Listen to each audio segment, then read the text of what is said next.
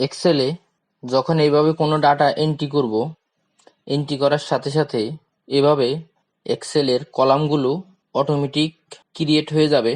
প্রথমে এক্সেলের একবারে ফার্স্টে কার্সার রাখতে হবে, তারপরে কিবোর্ড থেকে কন্ট্রোল-A দিয়ে সিলেক্ট করতে হবে, তারপর হোম থেকে কন্ডিশনাল ফরম্যাটিং এ এসে নিউ রোল এখানে ক্লিক করব।